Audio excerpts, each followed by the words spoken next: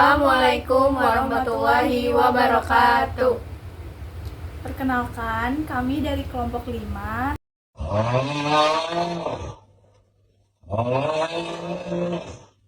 Saya Nurlaida Natasha. Saya Aziza Raya Azman. Saya Shalwa Lutfia. Ingin menampilkan video yang berjudul Optimasi Akuntansi Perpajakan dalam Meningkatkan Kepatuhan Pajak di Indonesia. Selamat menyaksikan. Beli nanas sama si Udin. Nanasnya langsung dimakan si Udin. Minal aidin wal faizin, mohon maaf lahir dan batin.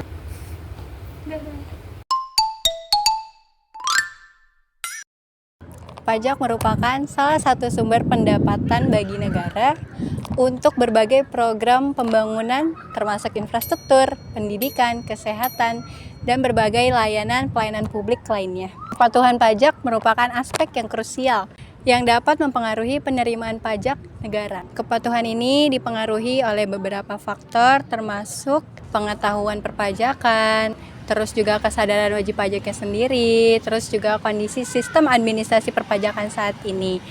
Akuntansi perpajakan mencakup berbagai kegiatan mulai dari pencatatan transaksi keuangan yang berkaitan dengan perpajakan, penyusunan laporan keuangan yang sesuai dengan peraturan perpajakan, dan juga meminimalisir beban pajak tanpa harus melanggar hukum.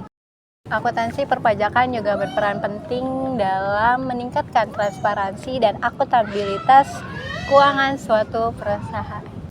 Akuntansi perpajakan yang efektif dapat meningkatkan kepatuhan dengan menyediakan informasi yang jelas dan akurat dan tepat mengenai kewajiban pajak, serta membantu perusahaan dalam merencanakan strategi perpajakan yang legal dan efisien. Di sisi lain, optimalisasi pajak tidak berkaitan hanya dengan upaya pemerintah untuk meningkatkan penerimaan pajak, tetapi juga dengan strategi perusahaan dengan mengelola beban pajak mereka. Perusahaan yang mampu mengoptimalkan beban pajak mereka dapat meningkatkan profitabilitas dan daya saing, yang pada gilirannya akan memberikan dampak positif terhadap keseluruhannya. Oleh karena itu, peran akuntansi perpajakan dalam membantu perusahaan untuk menjaga keseimbangan antara kewajiban pajak dan strategi bisnis yang efisien menjadi sangat vital. PT Unilever Indonesia Tbk merupakan salah satu anak perusahaan dari Unilever. Perusahaan ini merupakan salah satu perusahaan dengan penanaman modal asing terbesar di Indonesia.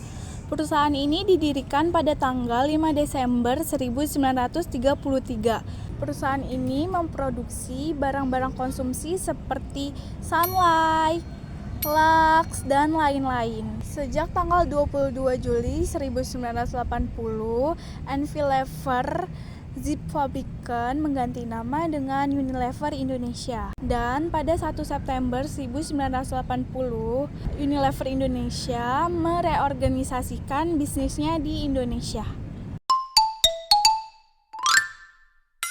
Optimasi akuntansi perpajakan dalam mematuhi peraturan pajak di PT Unilever Indonesia.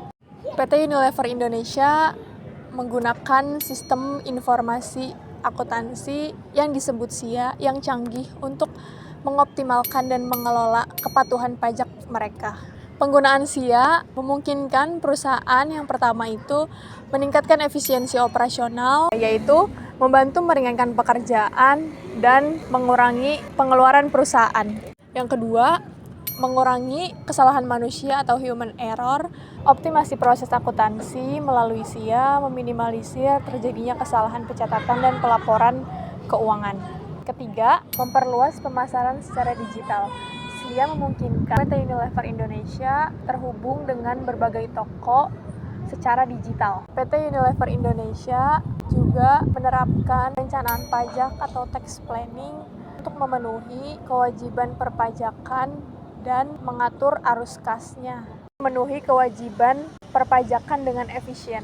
Dengan kombinasi SIA yang canggih dan perencanaan strategi perpajakan, PT Unilever Indonesia kewajiban memastikan kepatuhan terhadap peraturan perpajakan serta mengelola kewajiban pajaknya secara optimal. Contoh perhitungannya yaitu PT Unilever menyewa alat berat ke PT United Tractor sebesar 100 juta. Berapa besaran PPh pasal 23 yang dipotong? Besaran PPh pasal 23 yang dipotong, tarif PPh pasal 23 atas sewa alat berat yaitu 2%. Jadi, 100 juta dikali 2% hasilnya 2 juta. Lalu, pembayaran atas sewa setelah dipotong PPh pasal 23 yaitu 98 juta. Kemudian, pada saat PT Unilever menyetor PPh 23 ke kas negara, jurnalnya yaitu hutang PPh pasal 23 2 juta pada kas atau bank 2 juta.